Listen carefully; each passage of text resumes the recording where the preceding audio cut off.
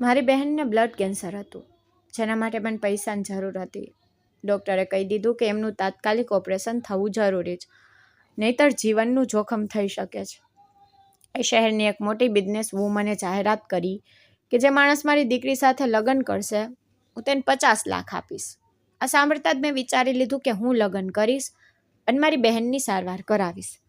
લગ્ન પછી જ્યારે હું પહેલીવાર મારી દુલ્હનના મોટા રૂમમાં ગયો તો મેં હસીને તેને જોઈ. જ્યારે મેં તેનો ચહેરો જોયો તો તે એટલી સુંદર હતી કે કોઈ પણ દિલ હારી બેસે. પણ બીજી જ ક્ષણે જ્યારે મેં તેને ધ્યાનથી જોઈ તો મારા પગ નીચેથી જમીન સરકી ગઈ. કારણ કે મારું નામ અક્ષય છે. હું એક ખૂબ જ ગરીબ ઘરનો છું. ગરીબીનો અહેસાસ મને સમયથી છે જ્યારથી મેં હોશ સંભાળ્યો. અમે 4 ભાઈ બહેન છીએ અને હું સૌથી મોટો છું. મારી ઉંમર આ સમયે માંડ 15 વર્ષની હતી જ્યારે પરિસ્થિતિએ મને સમય પહેલાં જ મોટો કરી દીધો.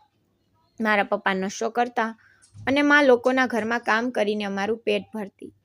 પપ્પાને નશાની એવી લત લાગી જે તેમને અંદરને અંદર ઉધઈની જેમ ચાટી રહી હતી. ઘરમાં રોજ એક નવો તમાશો હતો. પૈસા કાઢ નહીંતર જાનથી મારી નાખીશ તને આજે, હું કહી રહ્યો છું. પપ્પા એક રાતે માને વારથી પકડીને તેમને જમીન પર ઘસીટતા વખતે ચીન પાડીને કહ્યું. તેમની આંખો લાલ હતી અને હાથ ધ્રુજી રહ્યા હતા.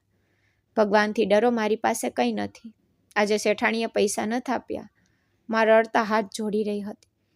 તેમના ચહેરા પર પહેલાંથી મોજૂદ ઘાના નિશાન સાફ દેખાઈ રહ્યા હતા. મેં આ દ્રશ્ય જોયું, મારાથી રહેવાયું નહીં. મેં આગળ વધીને પપ્પાનો હાથ પકડી લીધો. પપ્પા છોડો માને, કેમ મારી રહ્યા છો? તમને બિલકુલ પણ દયા નથી આવતી? મેં પૂરી તાકાતથી પપ્પાને પાછળ ધકેલ્યા. તું મને રોકીશ? કાલનો જન્મેલો એ બાપની સામે ઊભો રહેશે? પપ્પાએ એક જોરદાર થપ્પડ મારા મોં પર મારી દીધી. મારા નાકમાંથી લોહી વહેવા લાગ્યું, પણ મારી જગ્યા પરથી હલ્યો નહીં. પપ્પા ગુસ્સામાં બબડતા અને દરવાજાને જોરથી લાત મારતા ઘરની બહાર નીકળી ગયા. મેં જમીન પર પડીને ડસકા લેવા લાગી. મેં તેમને સહારો આપીને બેસાડ્યા. પાણીનો ગ્લાસ તેમના હોઠે લગાવ્યો. માં, તમે ચિંતા ન કરો, હું મોટો થઈને ભણીશ અને બધું ઠીક કરી દઈશ. મેં માના આંસુ લૂંટતા તેમને ખાતરી આપવાનો પ્રયત્ન કર્યો. મારા બાળક આપણા ગરીબોના નસીબમાં ભણવાનું નહીં, ફક્ત મજૂરી લખેલી છે. મેં નિરાશાથી મારી તરફ જોયું અને પોતાના ફાટેલા દુપટ્ટાથી મારું લોહી લૂછવા લાગી. મારા ભાઈ બહેન દેખાવમાં ખૂબ સુંદર છે, પણ સતત ભૂખ અને ગરીબીએ તેમના રંગ ઉડાડી દીધા. અમારા બધાના ચહેરા પર એક અજીબ ઉદાસી છવાયેલી રહેતી. મારો નાનો ભાઈ સાહિલ અવારનવાર ભૂખથી રડતો રહેતો. મારી બંને બહેનો પ્રીતિ અને દિશા શાંતિથી એક ખૂણામાં બેસી રહેતી. તેમની હાલત જોઈને પરેશાન થતો હું. દિવસો આ રીતે જ પસાર થઈ રહ્યા હતા કે એક દિવસ અમારા મોહલ્લાનો દુકાનદાર દોડતો અમારા ઘરે આવ્યો.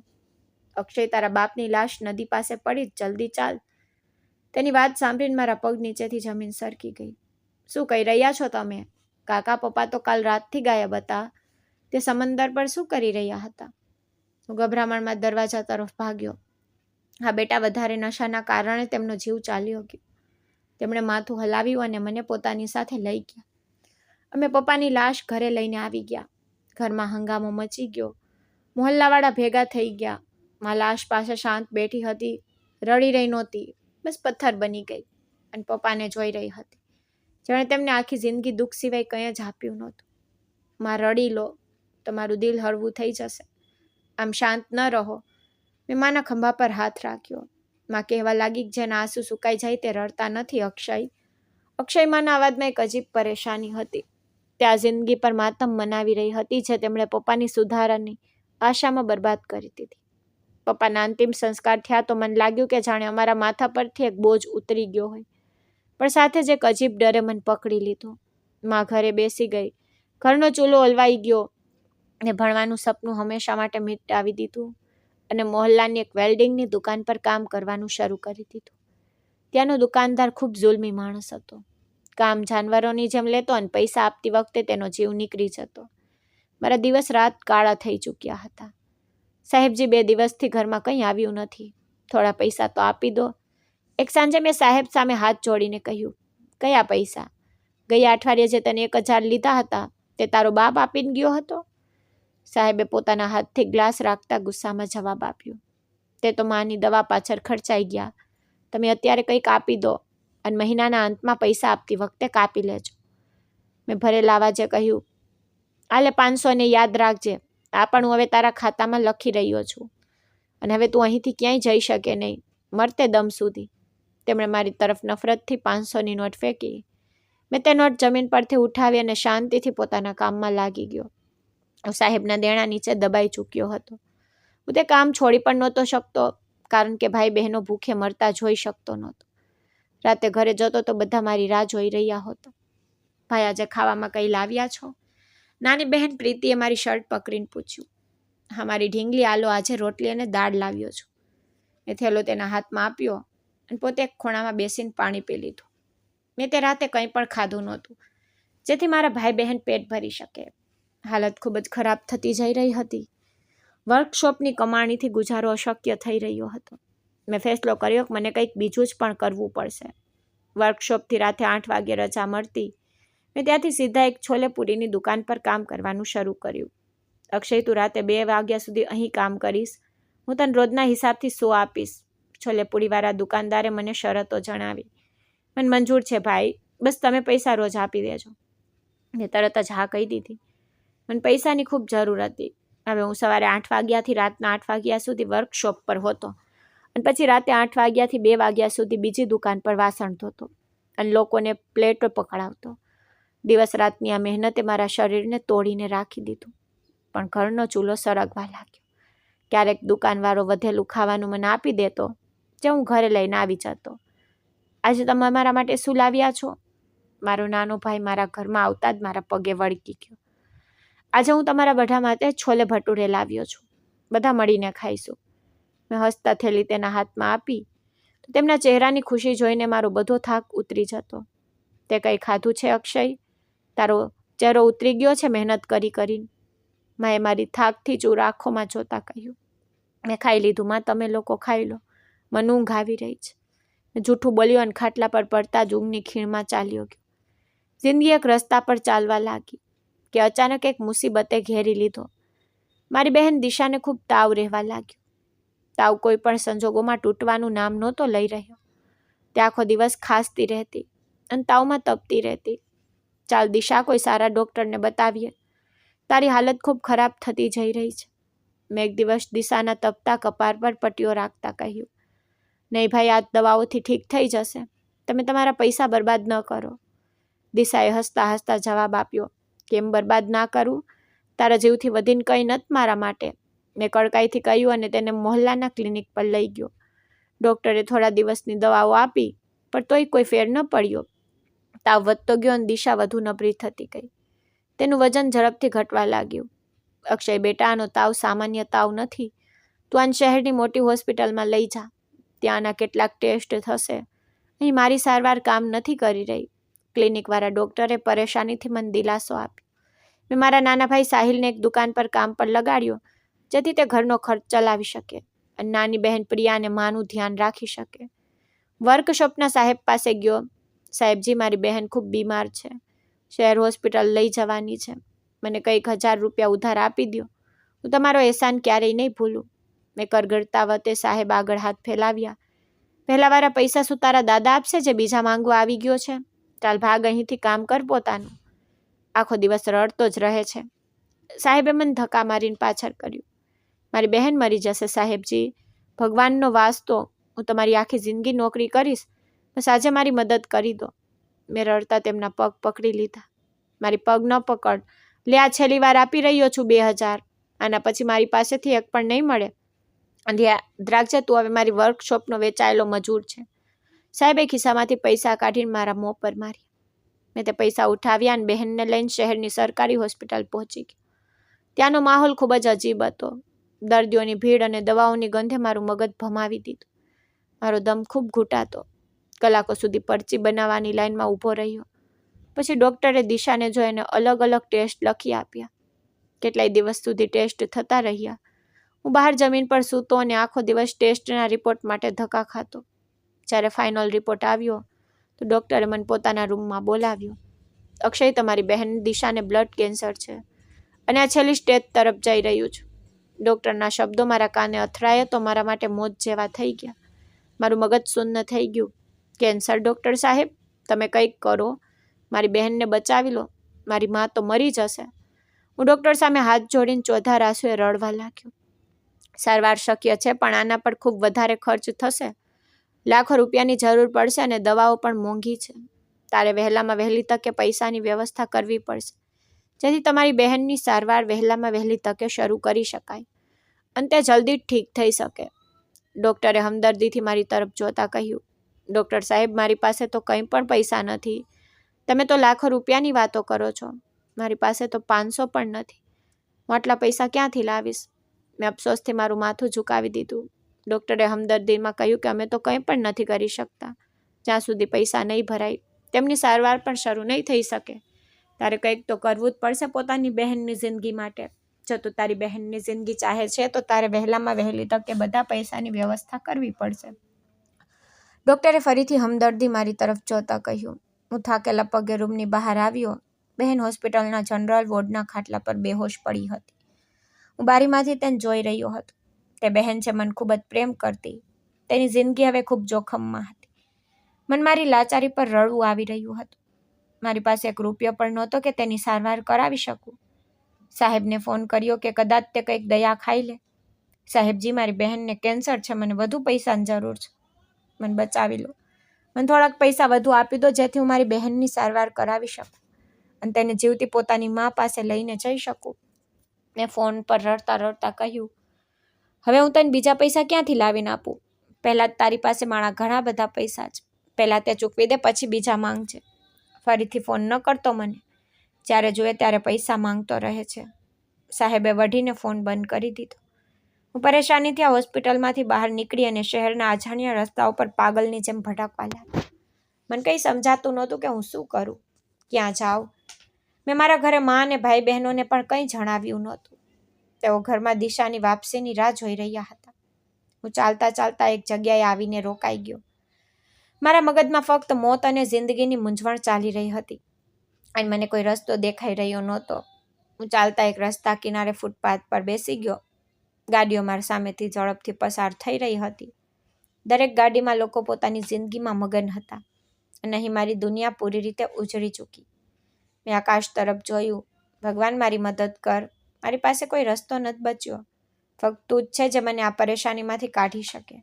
કંઈક કર. જો મારી બહેન ઠીક ન થઈ તો મારી મા તો આ સમાચાર સાંભળતા જ મરી જશે. મારી બહેનને બિલકુલ ઠીક કરી દે અને પૈસાની કોઈ પણ રીતે વ્યવસ્થા કરી દે, જેથી હું મારી બહેનની સારી રીતે સારવાર કરાવી શકું અને તેને પાછી મારી મા પાસે લઈને જઈ શકું. મેં ડસકા લેતા પ્રાર્થના કરી. મને મારી બહેનનો તો ચહેરો યાદ આવી રહ્યો હતો, જ્યારે તે નાનપણમાં મારે ગળે વરખતી. તે હાથ યાદ આવી રહ્યા હતા, જ્યારે તે મારા પગ દબાવતી. મારી બહેન દિશાએ ક્યારેય પણ મારી પાસે કંઈ માંગ્યું નહોતું. તેની જિંદગીનો ફક્ત એક જ મકસદ હતો કે અમે બધા ખુશ રહીએ. આજે તે આ ખુશીને અધૂરી છોડીને મોતના દરવાજા ઊભી હતી. મેં મારા આંસુ લૂછ્યા અને ફરીથી ઊભો થઈ ગયો. મારે હાર નહોતી માનવાની. મારે કોઈ પણ રીતે પૈસા લાવવાના હતા. મારે કંઈ પણ કરીને બધા પૈસાની વ્યવસ્થા કરવાની હતી, જેથી મારી બહેનની જિંદગી બચી શકે. હું કંઈ પણ કરવા તૈયાર હતો, ભલે મારે મારો જીવ જ કેમ ન આપવો પડી જાય. હું મારી બહેનની સારવાર ગમે તે ભોગે કરાવીને જ રહેત. મેં શહેરના કેટલાય લોકો સામે હાથ ફેલાવ્યા, દુકાનદાર પાસે ઉધાર માંગ્યું, પણ કોઈએ મારું એક ન સાંભળ્યું. ગરીબની કોઈ ઇજ્જત ન હોતી અને ના તો ગરીબનો કોઈ ભરોસો. હું આખો દિવસ રસ્તાઓની ખાક છાણતો રહ્યો. મારા પગમાં ફોલા પડી ગયા અને ભૂખથી પેટમાં દુખાવો થઈ રહ્યો. પણ બહેનની બીમારી આગળ મને મારી કોઈ પણ પરેશાની મહેસૂસ નહોતી થઈ રહી. રાતનો અંધકાર ફેલાવા લાગ્યો. હોસ્પિટલમાં મારી બહેન મારી રાહ જોઈ રહી હશે. હું પૈસા લઈને આવીશ અને તેની સારવાર શરૂ થશે. હું ખાલી હાથે જવાનું વિચારી પણ નહોતો શકતો. રાતનો અંધકાર ખૂબ ઊંડો થતો જઈ રહ્યો હતો અને મારી આશાઓ તૂટતી જઈ રહી હતી. હું શહેરના રસ્તાઓ પર એ રીતે ચાલી રહ્યો હતો જાણે મારું કોઈ પોતાનું હોય જ નહીં. ભૂખ અને થાકથી મારા પગ ધ્રુજી રહ્યા હતા, પણ મગજમાં ફક્ત એક જ ઝટકો લાગી રહ્યો હતો. બહેનની જિંદગી. હોસ્પિટલના ખાટલા પર પડેલી બહેનનો પીળો ચહેરો મારી આંખો સામે ઘૂમી રહ્યો હતો. શહેરના કેટલાય દરવાજા ખખડાવ્યા, ઓળખીતાઓ આગળ હાથ ફેલાવ્યા, પણ ગરીબની મજબૂરી કોઈને દેખાતી નથી. હે ભગવાન, મને રસ્તો બતાવ. મારી બહેનને મરતા નથી જોઈ શકતો. મારી પરેશાનીઓને આસાન કરી દે. મને કોઈ પણ રીતે પૈસા આપી દે. મેં આકાશ તરફ મોં કરીને લાચારીથી કહ્યું. મારી આંખોમાંથી આંસુ વહી રહ્યા હતા અને દિલ દર્દથી ફાટી રહ્યું. એક ચાવાળા ઢાબા પાસે પહોંચીને મારા કદમ અટકી ગયા. ત્યાં કેટલાક લોકો ચા પણ પી રહ્યા હતા અને ઊંચા અવાજે વાતો કરી રહ્યા હતા. હું એક તરફ અંધારામાં ઊભો થઈ ગયો, જેથી થોડી વાર માટે આરામ કરી શકું. મારા પગમાં એટલી જાન નહોતી કે હું વધુ ચાલી શકું. યાર, સાંભળ્યું છે તે શહેરની સૌથી મોટી બિઝનેસ વુમન શ્રદ્ધા યાદવ પોતાની દીકરીના લગ્ન માટે પાગલ થઈ ગઈ છે. એક 23 વર્ષના ઉંમરના માણસને ચાનો ઘૂંટડો લેતા કહ્યું હતું. તેના અવાજમાં હેરાનગી અને બેચેની હતી. હા ભાઈ, 50 લાખ રોકડા ઇનામ આપી રહી છે જે પણ તેની દીકરી સાથે લગ્ન કરશે.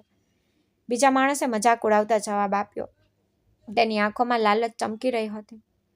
આ શબ્દો મારા કાને બોમ્બની જેમ ફૂટ્યા. 50 લાખ! આ એટલી મોટી રકમ હતી કે મારી બહેનની સારવાર તો શું, આપણા બધાની જિંદગીઓ સુધરી શકતી હતી. મારા આ મરેલા શરીરમાં જાણે કોઈએ જાન નાખી દીધી. મેં અચાનક તેમની તરફ કદમ વધારી દીધા. ભાઈ, તમે કઈ શ્રદ્ધાની વાત કરી રહ્યા છો? અને આ 50 લાખ વાળો શું ચક્કર છે? મેં તેમની પાસે જઈને બેચેનીથી પૂછ્યું. મારા અવાજમાં ધ્રુજારી હતી. તે બંને મને ઉપરથી લઈને નીચે સુધી જોવા લાગ્યા. મારા મેલા કપડાં, વિખરાયેલા વાળ અને ચહેરા પર જામેલી ધૂળ જોઈને તેમણે નફરતથી મોં બગાડ્યું. તારે શું કરવું જ છોકરા? જા પોતાનું કામ કર. આ તારા મતલબની વાત નથી. જઈને પોતાની ભીખ માંગ અને અહીં આવવાની જરૂર નથી. પહેલા માણસે હાથના ઈશારાથી મને દૂર હટવા કહ્યું.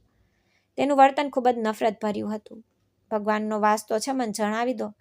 મારી બહેન હોસ્પિટલમાં મોત સામે લડી રહી છે. મને પૈસાની ખૂબ વધારે જરૂર છે. મેં હાથ જોડીને તેમની સામે વિનંતી ભર્યા લહેકામાં કહ્યું. પ્લીઝ મારી મદદ કરો. મારી બહેનની સારવાર થવી ખૂબ જરૂરી છે. તેને બ્લડ કેન્સર છે અને ડૉક્ટરે કહ્યું છે કે જેટલી જલ્દી તેની સારવાર થશે તેટલી જ જલ્દી તે સાજી થઈ જશે. જો તેની સારવારમાં મોડું થયું તો તેનો જીવ પણ જઈ શકે છે. હું મારી બહેનને મરતા નથી જોઈ શકતો. જો મારી બહેન મરી ગઈ તો મારી મા પણ મરી જશે. પ્લીઝ મારી મદદ કરો. મારી આંખોમાં સચ્ચાઈ અને ખૂબ મજબૂરી હતી. બીજો માણસ મારો ઉતરેલો ચહેરો જોઈને થોડો નરમ પડ્યો. છોકરા, આ શહેરની એક ખૂબ અમીર સ્ત્રી છે, શ્રદ્ધા યાદવ. તેને આખા શહેરમાં જાહેરાત કરાવી છે કે જે પણ સુંદર જવાન છોકરો તેની દીકરી સાથે લગ્ન કરશે તેને 50 લાખ રોકડા ઇનામ આપશે. પર શરત શું છે? કોઈ તો ખામી હશે ને તે છોકરીમાં, જે તે આટલી મોટી રકમ આપી રહી છે? મેં આશ્ચર્યથી પૂછ્યું હતું. કોઈ પણ અમીર માણસ વગર કારણે આટલી મોટી રકમ નથી આપતો. એ તો કોઈને ખબર નથી. જે પણ જાય છે પાછો ભાગીને આવી જાય છે. સાંભળ્યું છે તે ઈચ્છે છે કે છોકરો ફક્ત દેખાવમાં સુંદર હોય અને લગ્ન પછી આ હવેલીમાં રહે. પહેલા માણસે મજાક ભર્યા અંદાજમાં કહ્યું. તેના ચહેરા પર એક કટાક્ષ ભરી મુસ્કાન હતી. મને તેનો પતો આપી દો, હું જઈશ તેની પાસે. મેં નિર્ણય ભરેલા અંદાજમાં કહ્યું. મારું દિલ ઝડપથી ધબકી રહ્યું હતું અને મને મારી મંઝિલ મળી ગઈ. ગાંડો થઈ ગયો છે કે શું? જઈને પોતાની જિંદગી બરબાદ કરશે? કોઈ બહુ મોટી મુસીબત છે એટલે જ તો લોકો ભાગીને અહીં આવી જાય છે. બીજા માણસે મને રોકવા માટે કહ્યું. તે મને આ મુસીબતમાંથી બચાવવા માંગતો હતો. મારી જિંદગી મારી બહેન કરતાં વધીને નથી. તમે બસ મને રસ્તો બતાવો. મેં કડકાઈથી જવાબ આપ્યો. મારો ઈરાદો પાકો થઈ ચૂક્યો હતો. મને મારા જીવનની કોઈ પરવા નહોતી. તેમણે મને શહેરના સૌથી મોટા વિસ્તારનો પતો આપી દીધો. મેં હોસ્પિટલ જવાનો ઈરાદો છોડી દીધો અને સીધો એ હવેલી તરફ ચાલવા માંડ્યો. મને પરવા નહોતી કે એ છોકરીમાં શું મુસીબત હશે. તે અંધ હશે, મૂંગી હશે કે પછી કદરૂપી. મને બસ 50 લાખ જોઈતા હતા. બહેનના શ્વાસ ખરીદવા માટે મેં મારી જાતને વેચી દેવાનો ઈરાદો કરી લીધો. આખા રસ્તે મારા મગજમાં બસ એ જ ચાલી રહ્યું હતું કે કોઈ પણ રીતે શ્રદ્ધા મેડમ મને ના પાડે. હવેલીની સામે પહોંચીને મારી આંખો ફાટી જ રહી ગઈ. તે કોઈ સામાન્ય ઘર નહોતું, પણ એક મહેલ હતો. ઊંચી દિવાલો અને મોટા લોખંડનો ગેટ, જેના પર 2 મોટા મોટા ગાર્ડ્સ ઊભા હતા.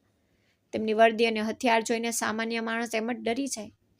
મેં ઊંડો શ્વાસ લીધો અને કોઈ પણ ખચકાટ વગર ગેટ તરફ કદમ વધારી દીધા. ક્યાં જાય છે ઓય ભિખારી, પાછો હટ. એક ગાર્ડ પોતાની બંદૂક મારી તરફ કરતા મને રોક્યો. તેના અવાજમાં એક અજીબ ઘમંડ હતો. હું ભિખારી નથી. મારે શ્રદ્ધા મેડમને મળવું છે. મારે તેમની દીકરી સાથે લગ્ન કરવા છે. મેં ડર્યા વગર ગાર્ડની આંખોમાં આંખો પોરવીને કહ્યું. મારા અવાજમાં કોઈ ડર નહોતો. બંને ગાર્ડ એકબીજાની તરફ જોઈને જોર જોરથી હસી પડ્યા. તેમનું હસવું રાતની શાંતિમાં બહુ ખરાબ લાગી રહ્યું હતું. મોઢું જોયું છે પોતાનું? જઈને નાલીમાં મોઢું ધોઈ આવ, પછી શ્રદ્ધા યાદવને મળવાનું વિચાર છે. બીજા ગાર્ડે મને ખંભાથી ધક્કો મારીને પાછળ કર્યો. મેં કહ્યું, મને અંદર જવા દો, મારો સમય બરબાદ ન કરો, નહીતર શ્રદ્ધા યાદવને કહીશ કે તમે લોકોએ એક માણસને રોક્યો છે. મેં પોતાની જગ્યા પર મજબૂતીથી ઊભા રહીને તેને સખ્ત વોર્નિંગ આપી. મારો ગુસ્સો કાબુ બહાર થઈ રહ્યો હતો. ગાર્ડ મારી વાત સાંભળીને થોડો ખચકાયો. કદાચ તેમને મેડમનો હુકમ હતો કે જે પણ આવે તેને રોકવામાં ન આવે. આ દરમિયાન એક વૃદ્ધ નોકર ગેટની અંદરથી બહાર આવ્યો. તેના કપડાં સાફ સુથરા હતા અને તે હવેલીનો કોઈ જૂનો નોકર લાગતો હતો. કેમ શોર મચાવી રહ્યા છો તમે લોકો? કોણ છે આ છોકરો? વૃદ્ધ નોકરે ગાર્ડને ગુસ્સાથી પૂછ્યું. ચાચાજી, આ છોકરો કહે છે કે તેને મેડમને મળવું છે. લગ્નવારી જાહેરાત સાંભળીને આવ્યો છે. ગાર્ડે મારી તરફ ઇશારો કરતા જવાબ આપ્યો. તેના લહેજામાં હજી પણ ટોણો હતો. વૃદ્ધ નોકરે મને ધ્યાનથી જોયો. તેની આંખોમાં એક અજીબ સહાનુભૂતિ અને અફસોસ ભરાઈ આવ્યા.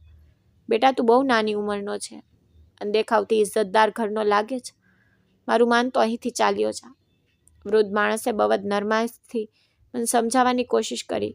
ના ચાચા, હું નહીં જાઉં. મને પૈસાની બહુ જરૂર છે. તમે મને એકવાર શ્રદ્ધા યાદવ સાથે મેળવી તો દો. મેં આજીજી ભર્યા લહેજામાં કહ્યું, પરંતુ મારા ઊભા રહેવાનો અંદાજ બતાવી રહ્યો હતો કે હું પાછો નહીં જાઉં. તને અંદાજો નથી કે તું કઈ મુસીબતમાં હાથ નાખવા જઈ રહ્યો છે. અહીં રોજ 10 છોકરાઓ આવે છે અને અહીં સચ્ચાઈ જાણીને પૂંછડી દબાવીને ભાગી જાય છે. પોતાનો જીવ દાવ પર ન લગાવ. વૃદ્ધ માણસે મારા ખંભા પર હાથ મૂકીને બવત સિરિયસ લહેજામાં કહ્યું. તે સાચે જ મારું ભલું ઈચ્છી રહ્યો. મારી જિંદગી પહેલાથી જ બરબાદ થઈ ચૂકી છે ચાચા. મારી બહેન કેન્સરના ખાટલા પર પડી છે. જો તેને બચાવવા માટે મારે આગમાં પણ કૂદવું પડે તો હું કૂદી જઈશ. તેને બ્લડ કેન્સર છે. ડૉક્ટરે જણાવ્યું છે કે જો તેનો ઈલાજ નહીં થાય તો તેનું બચવું મુશ્કેલ હશે અને ઈલાજ જલ્દીમાં જલ્દી થવાનું છે. મારી બહેન માટે કંઈ પણ કરવા તૈયાર છું. મારો અવાજ ભરાઈ આવ્યો હતો, પણ મેં આંસુઓને આંખોમાં જ રોકી લીધા. મને કમજોર નહોતું પડવું. વૃદ્ધ નોકર મારી મજબૂરી સાંભળીને શાંત થઈ ગયો. તેને એક લાંબો શ્વાસ લીધો અને માયુસીથી માથું હલાવ્યું. લાલચ અને મજબૂરી માણસ પાસેથી શું નથી કરાવતી. ઠીક છે, અંદર આવી જા, પર યાદ રાખજે, પછીથી પસ્તાવાનો કોઈ ફાયદો નહીં થાય. તેને ગાર્ડને ઇશારો કર્યો અને ભારે લોખંડનો ગેટ મારા માટે ખોલી દેવામાં આવ્યો. હું હવેલીની અંદર આવ્યો. અંદરનો નજારો બહાર કરતાં પણ વધારે સુંદર હતો.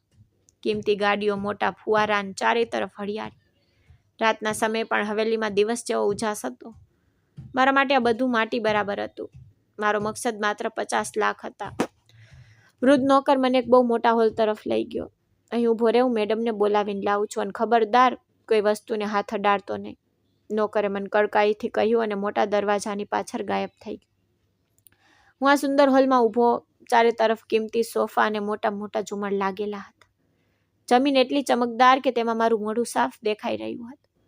મને મારા મેલા શરીર અને ફાટેલા જૂતા પર શરમ અનુભવાઈ રહી નહોતી, કારણ કે માની મમતાએ મારા અંદર એક ખડક જેવી મજબૂતી પેદા કરી દીધી હતી. કેટલાક બીજા નોકર ત્યાંથી પસાર થયા અને મને અજીબ નજરોથી જોઈને આપસમાં વાતો કરવા લાગ્યા. બીજો એક જારમાં ફસાવા આવી ગયો છે. મોઢું તો સારું છે બિચારાનું, એક યુવાન નોકરાણીએ બીજી કહ્યું. તેમનો અવાજ મારા કાન સુધી સાફ પહોંચી રહ્યો હતો. પૈસાની ભૂખ માણસને આંધળો કરી દે છે. આને શું ખબર અંદર શું ચાલી રહ્યું છે? કયો ખંજર રાખ્યો છે, આની ગરદન કાપશે. બીજી નોકરાણીએ ટોણા મારતા અંદાજમાં માથું હલાવ્યું. પોતાના કામમાં લાગી ગઈ. મેં તેમની વાતોને પૂરી રીતે નજરઅંદાજ કરી દીધી. મને તેમની વાતોથી ડરવાને બદલે ગુસ્સો આવી રહ્યો હતો. મેં ઈરાદો કરી લીધો, ભલે મોત પણ સામે કેમ ન ઊભી હોય, હું કદમ પાછા નહીં હટાવું. ઘણો સમય વીતી ગયો. હું ત્યાં જ ઊભો રહ્યો. મારા પગ દર્દથી ફાટી રહ્યા હતા, પરંતુ મેં કોઈ પણ સોફા પર બેસવાની હિંમત ન કરી. થોડીવાર પછી વૃદ્ધ નોકર પાછો આવ્યો. મેડમે તને પોતાની ઓફિસમાં બોલાવ્યો છે. ચાલ માર સાથે અને તેમની સામે જરા વિવેકથી વાત કરજે.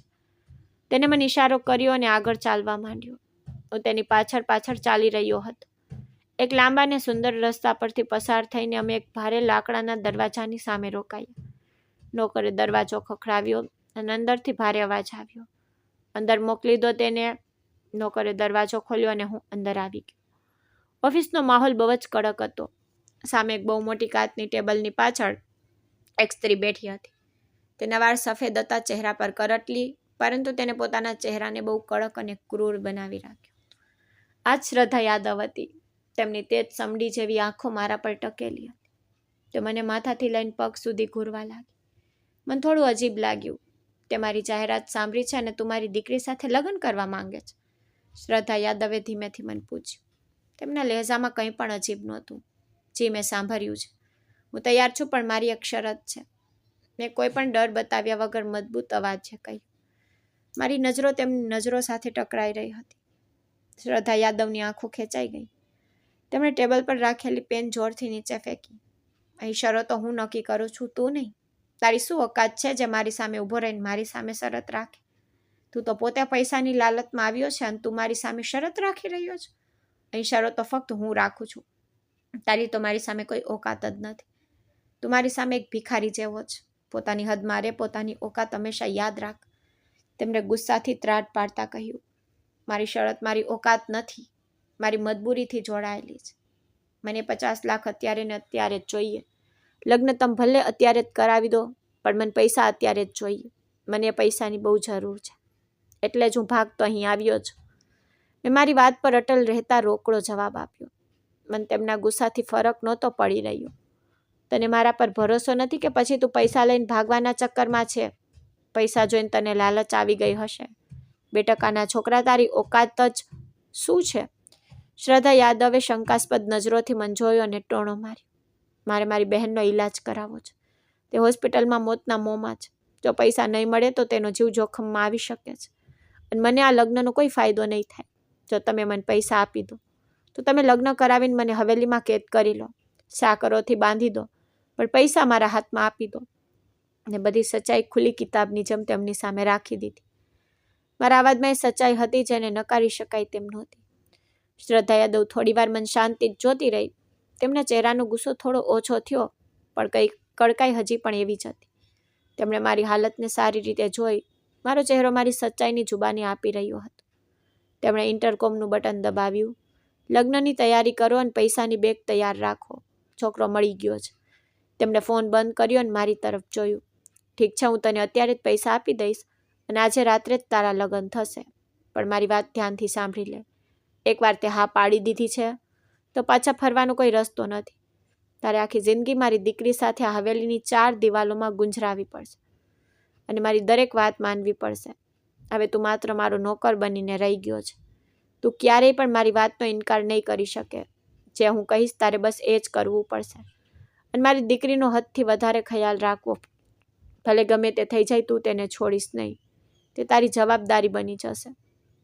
શ્રદ્ધા યાદવે પોતાની ખુરશી પર પાછો ટેકો દેતા મને આખરી વોર્નિંગ આપી. હું લાલચ અને મજબૂરીના દલદલમાં કૂદવા માટે બિલકુલ તૈયાર હતો. મને આગળ પાછળ કંઈ દેખાઈ રહ્યું નહોતું. મને તમારી દરેક શરત મંજૂર છે. બસ મને મારી બહેન માટે પૈસા આપી દો. જુબાનનો પાકો છું, જે કહીશ એ કરીશ. હું તમારી દીકરીનો બહુ ખ્યાલ રાખીશ. જો તમને કોઈ ફરિયાદનો મોકો મળે તો તમે મને તરત જ જાનથી મારી નાખજો. હું મારો જીવ આપવા માટે પણ તૈયાર છું, પણ મને આ સમયે માત્ર ને માત્ર મારા પૈસા જોઈએ. મારે મારી બહેનનો જીવ બચાવવો છે. મેં તરત જ હા પાડી દીધી. મારી આંખોમાં આ સમયે માત્ર હોસ્પિટલનો એક ખાટલો હતો, જે મારી બહેન મારી રાહ જોઈ રહી હતી. મારી જિંદગી હવે મારી નહોતી રહી, તે આ પૈસામાં વેચાઈ ચૂકી હતી. મેં મારો સોદો કરી લીધો અને મને તેના પર કોઈ પણ પસ્તાવો નહોતો થઈ રહ્યો. હું જાણતો હતો કે આગલી ક્ષણ મારી જિંદગીને એક એવા વળાંક પર લાવી દેશે જ્યાંથી પાછા ફરવું અશક્ય હતું. પણ બહેન માટે હું આ બધું કરવા તૈયાર હતો. મેં ઊંડો શ્વાસ લીધો અને આવનારા તોફાનનો સામનો કરવા માટે પોતાની જાતને સારી રીતે તૈયાર કરી લીધી. ઓફિસમાં શાંતિ છવાઈ ગઈ અને અમે બંને લગ્ન થવાની રાહ જોવા લાગ્યા. શ્રદ્ધા યાદવે ઇન્ટરકોમનું બટન દબાવ્યું અને મક્કમ લહેજામાં કોઈને અંદર આવવાનો ઓર્ડર આપ્યો. થોડી જ વારમાં એ જ વૃદ્ધ નોકર જેને મને ગેટ પર રોક્યો હતો, દરવાજો ખોલીને અંદર આવ્યો. તેના ચહેરા પર હજી પણ એ જ પરેશાની હતી જે મેં પહેલી વાર જોઈ. રૂપેશ, આ છોકરાને ગેસ્ટ રૂમમાં લઈ જા અને નવરાવી ધોળાવીને નવા કપડાં પહેરાવ. આની ગંદકી મારી ઓફિસને વધુ ગંદી કરી રહી છે. અને બિલકુલ આપણા લાયક બનાવી દે અને સારી રીતે તૈયાર કરી દે. લગ્નની તૈયારી થવાની જ છે. શ્રદ્ધા યાદવે નાક પર રૂમાલ રાખતા બહુ જ નફરતથી ઓર્ડર આપ્યો. તેમની નજરોમાં મારા માટે કોઈ માણસ જેવી ફિલિંગ નહોતી. જી મેડમ, હું અત્યારે જ લઈ જાઉં છું. મેં કપડાં કાઢીને રાખી દીધા છે. રૂપેશ ચાચાએ માથું નમાવીને બહુ ઇજ્જતથી કહ્યું અને મને પોતાની સાથે ચાલવાનો ઈશારો કર્યો. હું અહીંથી ત્યાં સુધી નહીં જાઉં જ્યાં સુધી મને પૈસાની ખાતરી ન થઈ જાય. મારી એક પણ ક્ષણ બરબાદ ન કરી શકું. મારી બહેન ત્યાં મરી રહી છે. મેં પોતાની જગ્યા પરથી હલવાનો ઇનકાર કરી દીધો. મારું દિલ ડર અને બેચેનીથી ધબકી રહ્યું હતું. શ્રદ્ધા યાદવ જોર જોરથી હસવા લાગી. પોતાની ખુરશીની પાછળ રાખેલી એક ભારે લોખંડની તિજોરી ખોલી, તેમાંથી એક મોટી બેગ કાઢી અને તેને ટેબલ પર પછાડીને ખોલી દીધી. અંદર 500-500ની ઘણી નોટોની થોકડીઓ ગોઠવાયેલી હતી. આ જોઈ લે, તારી કિંમત પૂરા 50 લાખ છે. જા જઈને માણસો જેવા હુલિયામાં આવ, પછી લગ્ન થશે અને આ બેગ તારી. તેને બેગ બંધ કરતા એક જીતવાળી મુસ્કાન સાથે કહ્યું. મેં પૈસાને જોયા તો મારી આંખોમાં એક અજીબ ચમક આવી ગઈ. આ કાગળના ટુકડા મારી બહેનની જિંદગી હતા અને હું તેના માટે મારો જીવ પણ આપી શકતો હતો. મેં રૂપેશ ચાચા સાથે ચાલવા માટે હવે કોઈ ખચકાટ અનુભવ્યો નહીં.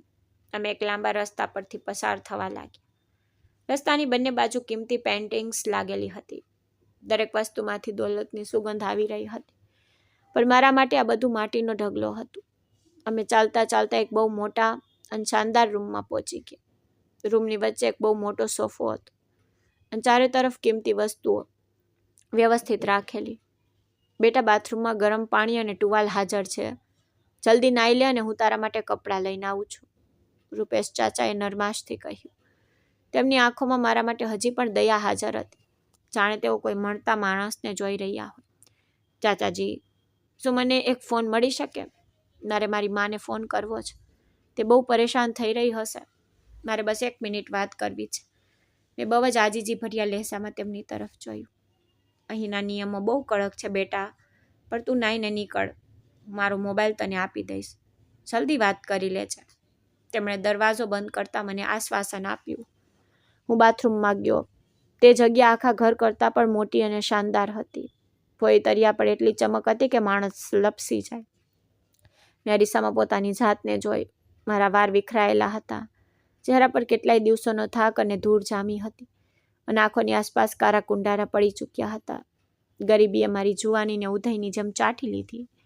મેં ગરમ પાણીની નીચે ઊભા રહીને મારા શરીરની બધી ગંદકી ધોઈ નાખી, પરંતુ મારા અંદર જે ગમ વસી ચૂક્યો હતો તેને ધોવા માટેનું કોઈ પાણી આ દુનિયામાં નહોતું બન્યું. પાણીના દરેક ટીપા સાથે મને મારી બહેનનો ચહેરો યાદ આવી રહ્યો હતો અને મારી માની ચહેરાની કરટલીઓ યાદ આવી રહી હતી, જેમણે આખી જિંદગી અમારા માટે ગુજારી દીધી. અને હવે મારો વારો હતો કે હું પણ માને કંઈક કરીને બતાવું. હું મારી બહેનને એમ જ નહોતો છોડી શકતો. હું મારી બહેન માટે બધું જ કરવા તૈયાર હતો. મેં ત્યાર સુધી મારી માને નહોતું જણાવ્યું કે બહેનને શું તકલીફ છે. ન તો મારી તેમની સાથે વાત થઈ હતી. એટલે જ મેં રૂપેશ ચાચા સાથે વાત કરવા માટે કહ્યું. જ્યારે હું બહાર આવ્યો તો બેડ પર એક સફેદ રંગનો કિંમતી સૂટ રાખેલો હતો. મેં કપડાં પહેર્યા તો અનુભવાયું કે જાણે મેં કોઈ કાંટા પહેરી લીધા હોય.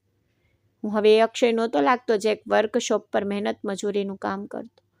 હું હવે આ હવેલીનો એક ખરીદેલો નોકર બની ચૂક્યો હતો, જેની પોતાની કોઈ મરજી નહોતી. મારી મરજી, મારી ફિલિંગ્સ બધું એ 50 લાખની રકમ નીચે દબાઈ ચૂક્યા હતા. રૂપેશ ચાચા રૂમમાં આવ્યા અને મને જોઈને એક ઊંડો શ્વાસ લેવા લાગ્યા. કપડાં તારા પર બહુ સારા લાગી રહ્યા છે બેટા. લાગતું જ નથી કે તું એ જ છોકરો છે જે બહાર ગેટ પર ધક્કા ખાઈ રહ્યો હતો. રૂપેશ ચાચાએ મારી બદલાયેલી હાલત જોઈને આશ્ચર્યથી કહ્યું. કપડાં બદલવાથી માણસની કિંમત નથી બદલાઈ જતી ચાચા. આ કપડાં મારી મજબૂરીના કપડાં છે. તમે પ્લીઝ મને ફોન આપી દો. મારે મારી મા સાથે વાત કરવી છે. તે બહુ પરેશાન થઈ રહી હશે. મેં તેમની સાથે બહુ સમયથી વાત નથી કરી. તેમને નથી જણાવ્યું કે અત્યાર સુધી કે અહીં હું બધું થઈ ચૂક્યું છે. મેં મારો હાથ આગળ વધારતા બહુ જ બેચેનીથી કહ્યું. તેમણે પોતાના ખિસ્સામાંથી એક જૂનો એવો મોબાઈલ કાઢ્યો અને મને પકડાવી દીધો અને મને પૂછવા લાગ્યા કે શું તે તારી માને તારી બહેનની હાલત વિશે નથી જણાવ્યું? આ સાંભળીને થોડી વાર શાંત રહ્યો. પછી બોલ્યો, ના, હું તમને નથી જણાવી શકતો. જો મેં તેમને જણાવ્યું તો તે કદાચ જીવતે જીવ મરી જશે અને અહીં આવવાની જીદ કરશે અને પૈસાનો ચક્કર સાંભળીને તો તેમના હોશ જ ઉડી જશે. હું તેમને પરેશાન નથી જોઈ શકતો. તે આખી જિંદગી અમારા બધા માટે પરેશાન રહી છે, પણ હવે હું તેમને વધુ પરેશાન કરવા નથી માંગતો. મેં ઉદાસી ભર્યા લહેજામાં કહ્યું. તો તેમણે મને પૂછ્યું, બેટા, તું ક્યાંથી આવ્યો છે? શું તારા પિતાજી આ દુનિયામાં નથી? હું ફરીથી શાંત થઈ ગયો, જાણે વીતેલા કાલ વિશે વિચારી રહ્યો હોઉં. ના, મારા પિતાજી આ દુનિયામાં નથી. મારા પિતાજી એક દારૂડિયા માણસ હતા. તેમણે મારી માને બહુ પરેશાન કરી. તેમણે ક્યારેય મારી માને ચેન લેવા દીધું નહોતું. મારી મા બહુ પરેશાન રહેતી. તે ઘરે ઘરે નોકરી કરતી અને અમારા ઘરનો ચૂલો સળગાવતી અને તે અમારા બધા બાળકોનો ખ્યાલ રાખતી. પછી એક દિવસ સમુદ્રના કિનારેથી અમારા પિતાજીની લાશ મળી. ત્યાર પછી અમારી જિંદગીમાં થોડો સુકૂન આવ્યો, પણ મારી મા ઘરે બેસી ગઈ તે હવે કામ કરવા નહોતી જતી. અમારા ઘરનો ચૂલો બંધ થઈ ગયો. પછી હું ઘરનો મોટો હોવાને નાતે નોકરી માટે નીકળ્યું. મને એક વર્કશોપ પર નોકરી મળી. ત્યાંનો દુકાનદાર મને બહુ વટતો, મને બહુ સંભળાવતો અને પૈસા પણ ઓછા આપતો. ત્યાર પછી મને એક છોલે ભટુરેવાળા પાસેથી નોકરી મળી, જે મને રોજના 100 રૂપિયા આપતો. અમારા ઘરનો ચૂલો સળગાવા લાગ્યો અને અમારી જિંદગી એક પાટા પર આવી ગઈ. પણ પછી હું એક ક્ષણ માટે શાંત થઈ ગયો. મારી બહેનને આ બીમારી થઈ ગઈ અને હું આ શહેરમાં આવી ગયો. મેં મારી માને અત્યાર સુધી નથી જણાવ્યું અને હું તેમને જણાવવા નથી માંગતો. મારી વાત સાંભળીને રૂપેશ ચાચાને બહુ અફસોસ થયો. તેમની આંખોમાં ભીનાશ આવી ગઈ. તેમણે મારા ખંભા પર હાથ મૂક્યો કે બેટા, તું પરેશાન ન થા, બધું ઠીક થઈ જશે. તારી પણ બહેન પણ ઠીક થઈ જશે. ઉપરવાળો બધું સારું કરશે. મેં ધ્રુજતા હાથે મારા મોહલ્લાના એ દુકાનદારનો નંબર લગાવ્યો, જેની પાસે સાહિલ કામ કરતો. ઘંટડી વાગતી રહી અને પછી થોડીવાર પછી કોલ ઉપાડી લેવામાં આવ્યો. હેલો, કોણ વાત કરી રહ્યું છે? સાહિલનો રડતો અવાજ મારા કાને પડ્યો. તેનો અવાજ સાંભળીને મારું દિલ ચીરાઈ ગયું. સાહિલ, હું અક્ષય વાત કરી રહ્યો છું. મારી જાન, તું કેમ રડી રહ્યો છે? માં કેમ છે? શું થયું છે ત્યાં? મેં ખૂબ ગભરાટથી પૂછ્યું. મારું દિલ ખૂબ જોરથી ધબકવા લાગ્યું. ભાઈ, તમે ક્યાં ચાલ્યા ગયા?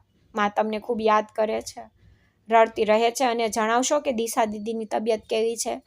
તમે તો તેમને બિલકુલ જણાવ્યું જ નહીં. માં ખૂબ પરેશાન છે. તમારે એકવાર તો ફોન કરી લેવો જોઈતો હતો. સાહિલ ડસકા ખાતા ખાતા બોલી રહ્યો હતો. તેના રડવાના અવાજે મારા દિલને ચીરીને રાખી દીધું. ગરીબોની લાચારીનું આ સૌથી ભયાનક સ્વરૂપ હતું. તું બસ મા પાસે રહે ને તેમનો ખ્યાલ રાખ. દિશા દીદી બિલકુલ ઠીક થઈ જવાની છે. હું બસ થોડા દિવસોમાં પાછો આવી જઈશ. તેમનો ઈલાજ ચાલી રહ્યો છે, તે બિલકુલ ઠીક છે. માને કહેજે કે તેમને ચિંતા કરવાની કોઈ જરૂર નથી. આપણે થોડા જ દિવસોમાં પાછા આવી જઈશું. હવે તું બિલકુલ પણ રડીશ નહીં. માનો ખ્યાલ રાખજે, હું બધું ઠીક કરી દઈશ. હું તારો મોટો ભાઈ છું ને. મેં મારા અવાજને મજબૂત બનાવતા તેને દરેક રીતે આશ્વાસન આપ્યું. સાચે જ ભાઈ, તમે બધું ઠીક કરી દેશો? તમે સાચું કહી રહ્યા છો કે પછી મારું મન રાખવા માટે કહી રહ્યા છો? તેના અવાજમાં એકદમ આશાનું કિરણ જાગી ઉઠ્યું. તે મારી વાત પર વિશ્વાસ કરવા માંગતો હતો. હા મારા બાળક, બસ તું માનો ખ્યાલ રાખ. હું જલ્દી જ પાછો આવી જઈશ. મેં જલ્દીથી કોલ કાપી નાખ્યો અને મોબાઈલ રૂપેશ કાકાને હવાલે કરી દીધો. મારી આંખોમાંથી 2 આંસુ ટપકીને મારા ગાલ પર પડી ગયા. મેં તરત જ પોતાના હાથથી તેને સાફ કરી લીધા, જેથી કોઈ મારી નબળાઈ ન જોઈ શકે. ઉપરવાળો તારી બહેનને લાંબી જિંદગી આપે બેટા. તું પરેશાન ન થા, બધું ઠીક થઈ જશે. તારી માં પણ ઠીક થઈ જશે અને તારી બહેન પણ. અને તને પૈસા પણ મળી જશે. જલ્દીથી પોતાની બહેનનો ઈલાજ કરાવી લેજે. ઉપરવાળો તને જલ્દી જ ઠીક કરી દેશે. હવે ચાલો, મેડમ બોલાવી રહ્યા છે. લગ્નનો સમય થઈ ગયો છે. રૂપેશ કાકાએ મારો ખંભો થપથપાવતા મને હિંમત આપી. રૂમની બહાર નીકળ્યો. મારા કદમોમાં એક અજીબસી ઝડપ હતી. મને મારી મંજિલ સાફ દેખાઈ રહી હતી. મારે વહેલામાં વહેલી તકે આ લગ્ન પૂરા કરવાના હતા અને બેગ લઈને હોસ્પિટલ પહોંચવાનું. મેં પાછા એ જ હોલમાં આવી ગયા જ્યાં હું પહેલાં ઊભો હતો. હવે ત્યાંનો નજારો બિલકુલ બદલાઈ ચૂક્યો હતો. હોલની વચ્ચે એક મોટી ટેબલ રાખેલી હતી, જેના પર સફેદ રંગની રેશમી ચાદર બિછાવેલી હતી.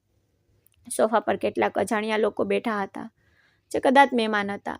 શ્રદ્ધા યાદવ ટેબલની એક તરફ બેઠા હતા. તેમના ચહેરા પર એક ઘમંડ છવાયેલો હતો.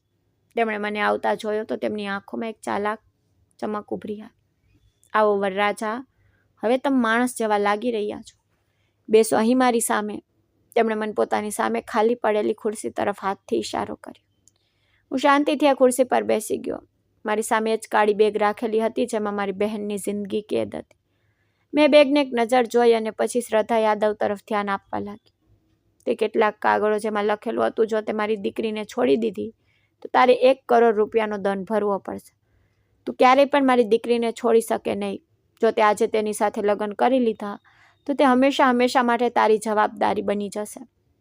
હવે તું તેને ક્યારેય પણ નહીં છોડે. આ કાગળ પર સાઇન કર. બધું તૈયાર છે. શ્રદ્ધા યાદવે ટેબલ પર રાખેલા કેટલાક કાગળ મારી તરફ સરકાવતા મક્કમ અંદાજમાં કહ્યું.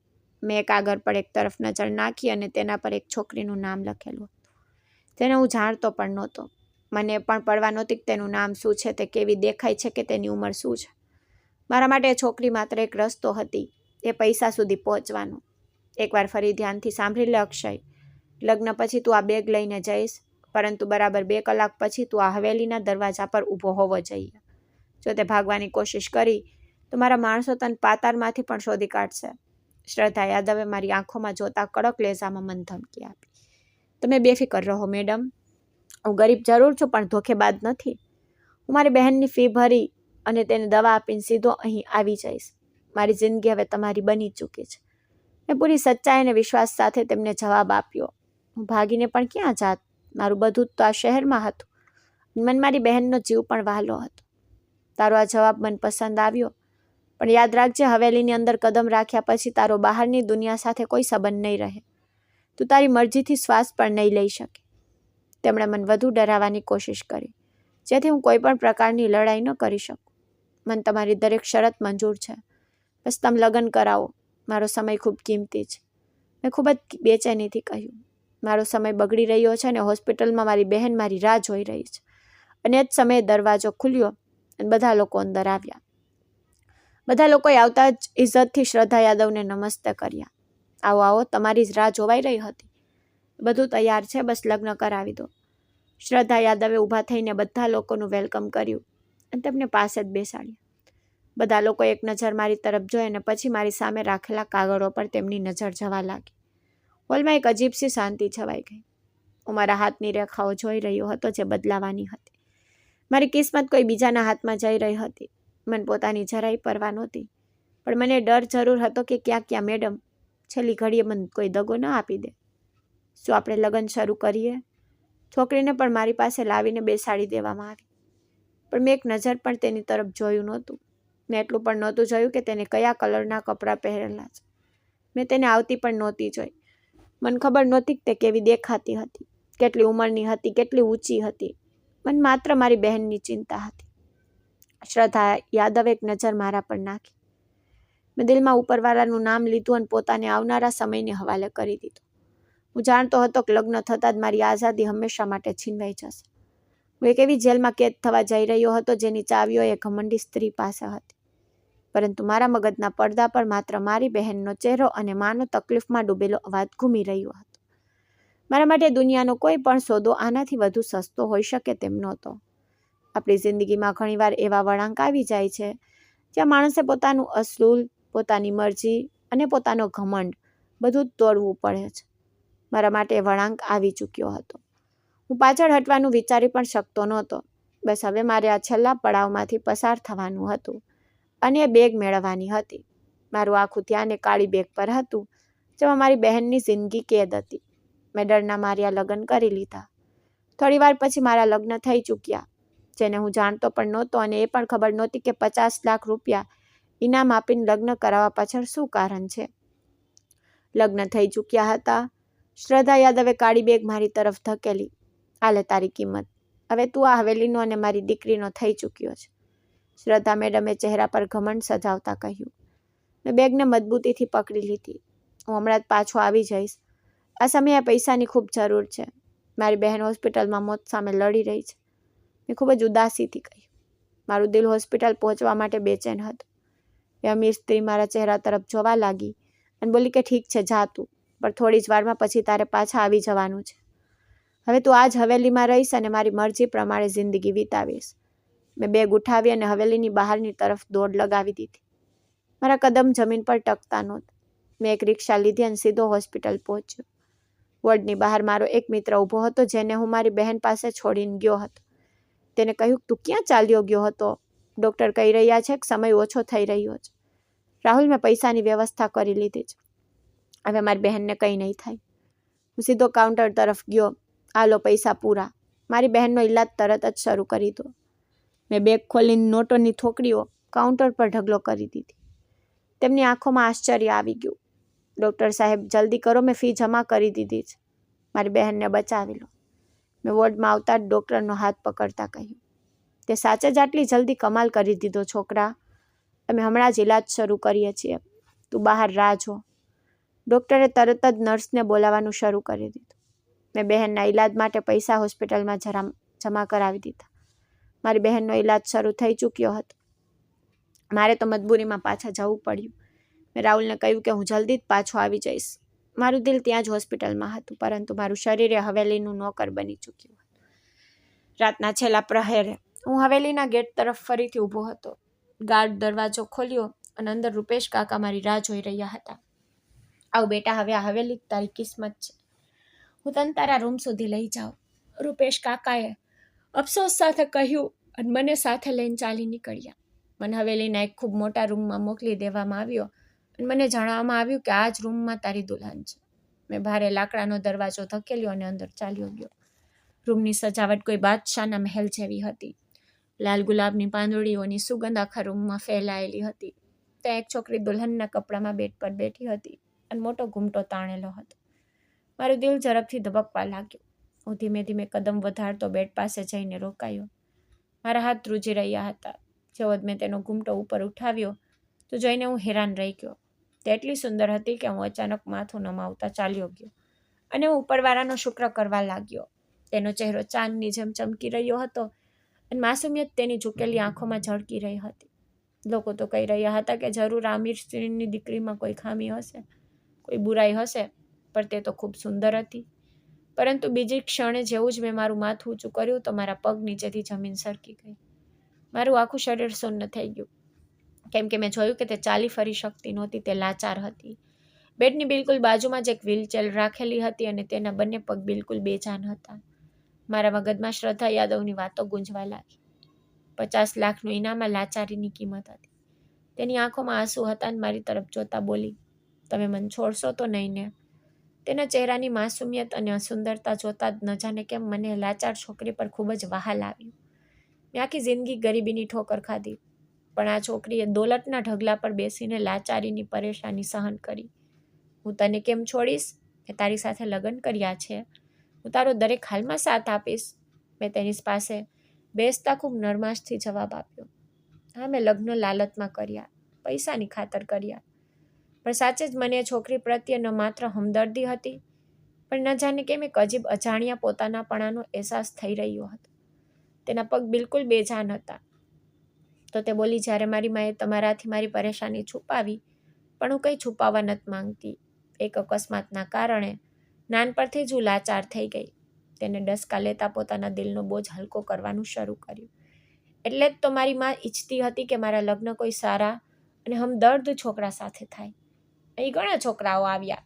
મારી માએ તેમને ખૂબ જ જજ કર્યા અને માત્ર તેમને લાલચું જોઈને પાછા મોકલી દીધા, પણ તમારા પર ભરોસો કર્યો. તેની વાતોએ મારા અંદરના લાલચને હંમેશા માટે મારી નાખ્યું. મને શ્રદ્ધા યાદવનું એક કડક વર્તન હવે એક માની મજબૂરી લાગી રહ્યું હતું, જે પોતાની લાચાર દીકરી માટે એક સાચો માણસ શોધી રહી હતી. મારી માએ દોલત કમાઈ પણ મારા પગ ન ખરીદી શકી. તે દર રાત્રે મારા દુઃખમાં રડે છે. તેમને લાગે છે કે તેમની દોલતે મને એકલી કરી દીધી. તેને પોતાના આંસુ સાફ કરતા મને પોતાની માના છુપાયેલા દર્દ વિશે જણાવ્યું. દોલત માણસને સુકૂન નથી આપતી.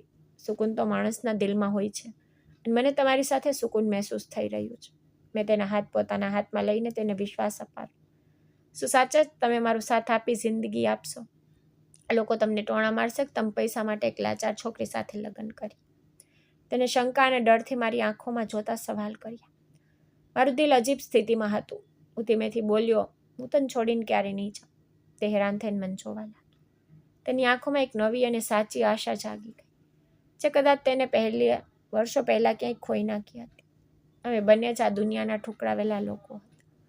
મને ગરીબીએ તોડ્યો અને આ છોકરીને લાચારીએ. અમે બંને એકબીજાના જખમોની મલમ બની શકતા. રાતભર અમે વાતો કરતા રહ્યા.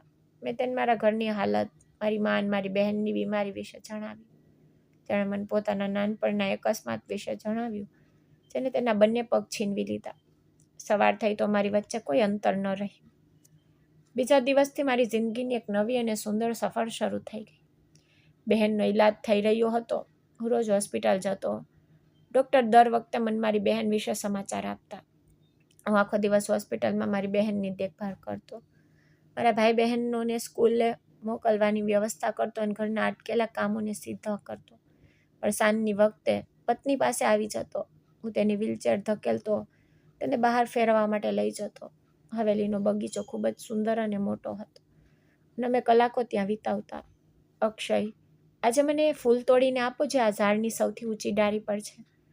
તે બાળકોની જેમ જીદ કરતા મારી તરફ જોઈને હસતી. હમણાં લાવ્યો મારી પરી, તમે બસ હુકમ કરો. હું ખુશીથી એ ફૂલ તોડીને તેના વાળમાં સજાવી દેતો. પહેલી વાર તેની જિંદગીમાં કોઈ તેને બોધ નહોતું સમજી રહ્યું. પહેલી વાર મને પણ અહેસાસ થયો હતો કે માણસની સુંદરતા શરીરમાં નહીં પણ દિલમાં હોય છે. તેનું દિલ એટલું સાફ અને પ્રેમ કરનાર હતું કે મને તેની લાચારી મહેસૂસ જ ન થઈ. તે મારી દરેક વાતને સમજી જતી. હું તેના દરેક દુઃખને મહેસૂસ કરતો. મેડમ પણ આ વાત ખૂબ જ ખુશ હતા. તે પૂરી રીતે બદલાઈ ચૂક્યા હતા. અક્ષય તે મારી દીકરીને ખુશી આપી છે જે મારી આખી દોલત નહોતી આપી શકી. હું તારી એહસાનમંદ રહીશ. એક દિવસ શ્રદ્ધા યાદવે મને પોતાની ઓફિસમાં બોલાવીને ખૂબ જ ઇમોશનલ અંદાજમાં કહ્યું, એહસાન તો આપનો છે મેડમ. આપના પૈસાએ મારી બહેનનો જીવ બચાવ્યો અને મને દુનિયાની સૌથી સારી જીવનસાથી આપી છે. મેં તેમની સામે માથું નમાવીને ઇજ્જતથી જવાબ આપ્યો. મારી બહેનનો ઈલાજ થઈ ચૂક્યો હતો. તે બિલકુલ સેહતમંદ થઈને ઘરે જઈ ચૂકી હતી. ઘરમાં ખુશીઓનો ડેરો હતો. ભાઈ બહેનોના ચહેરા પર રોનક પાછી આવી ગઈ. મેં મારી ફરજ પૂરી કરી દીધી. હવે મારી બીજી ફરજ મારી પત્ની હતી, જેની ખુશી મારી જિંદગીનો મકસદ બની ચૂકી હતી. ફક્ત તેના પૈસાથી નહીં પણ તે એક અમીર માની એક માત્ર દીકરી હતી. અને અમીર સ્ત્રીએ મળતા પહેલા બધું મારા નામે કરી દીધું. શ્રદ્ધા યાદવને અચાનક દિલનો દોરો પડ્યો અને ત્યાં દુનિયામાંથી ચાલ્યા ગયા. તેમના ગયા પછી હવેલી અને આખા કારોબારની જવાબદારી મારા પર આવી ગઈ. મેં બધી દોલત ઈમાનદારીથી સંભાળી અને ગરીબોની મદદ કરવાની શરૂ કરી દીધી. અને મેં પણ મારી પત્નીને પોતાની અસલી જીવનસાથી સમજીને હંમેશા પોતાની સાથે રાખી. મેં તેને ક્યારેય એકલી ન છોડી. હવે અમે બંને જ એકબીજાનો પૂરો સહારો બની ચૂક્યા હતા. હું તેના પગ બની ગયો અને તે મારું મગજ. અમે મળીને બિઝનેસ ચલાવતા અને જિંદગીના દરેક નિર્ણયમાં એકબીજાની રાય લેતા. ફક્ત દોલતના લાલચમાં નહીં, પણ મને તેનાથી પ્રેમ હતો. દુનિયા લાચારીને નબળાઈ સમજી લે છે, પણ અસલી નબળાઈ માણસના દિલમાં હોય છે. જેનું દિલ મરી ગયું હોય તે ચાલતો ફરતો પણ લાચાર હોય છે. માણસના શરીરની ખામીઓ તો છૂટી જાય, પણ દિલની ખામીઓ ક્યારેય નથી છૂટતી. મેં એ છોકરીના દિલથી પ્રેમ કર્યો જે દરેક રીતે ધોવાયેલી હતી. જે માણસ દિલથી કોઈનો સાથ આપે, ઉપરવાળો તેની જિંદગી બદલી નાખે છે. એવી જ રીતે મારી જિંદગી બદલાઈ ગઈ. હું જે એક વર્કશોપ પર એક નાનો મજૂર હતો, આજે શહેરનો એક અમીર માણસ બની ચૂક્યો હતો. પણ મારા દિલમાં આજે પણ એ જ ગરીબ અક્ષય જીવતો હતો, જેને બીજાનું દર્દ મહેસૂસ થતું. આજે મારા ભાઈ બહેન માં બધા સારી જિંદગી વિતાવી રહ્યા છે. હું પણ મારી પત્ની સાથે ખૂબ જ ખુશ છું. કદાચ કિસ્મતમાં આવી જ રીતે બધું લખેલું હતું. ગરીબીની અંધેરી રાતથી લઈને પ્રેમ અને સુકૂનની સવાર સુધીની સફર ખૂબ મુશ્કેલ હતી, પણ સાચા દિલ અને નિયતે આ સફરમાં મને હંમેશા માટે કામયાબ કરી દીધો. મારી વાર્તા એ વાતને સાબિતી છે કે જ્યારે માણસ પોતાની નિયત સાફ રાખે તો ઉપરવાળો તેના માટે બંધ દરવાજા પણ ખોલી દે છે. મજબૂરી માણસને ખોટા રસ્તા પર ધકેલી શકે, પણ જો ઈરાદો નેક હોય તો એ જ રસ્તો માણસની તકદીર બદલવાનો રસ્તો બની જાય છે. હું અને મારી પત્ની આજે એક એવી જિંદગી વિતાવી રહ્યા છીએ જેમાં ન તો મારી ગરીબીનો કોઈ પડછાયો છે, ન તો તેની લાચારીનો કોઈ અહેસાસ. અમે બંને બસ એકબીજા માટે બન્યા હતા અને આ જ અમારી વાર્તાનો સૌથી સુંદર અંજામ છે. અમે જિંદગીની દરેક પરેશાનીને પ્રેમની મીઠાશમાં બદલી દીધી અને આ જ સાચી કામયાબી છે. મિત્રો, આશા રાખું છું તમને અમારી વાર્તા પસંદ આવી હશે. વાર્તા પસંદ આવી હોય ને તો વિડીયોને લાઇક કરો, ચેનલ પર નવા છો ચેનલને સબસ્ક્રાઈબ કરો અને હા, નોટિફિકેશન બેલને જરૂર દબાવો જેથી આગલી અપડેટ સૌથી પહેલાં તમને મળે. આભાર.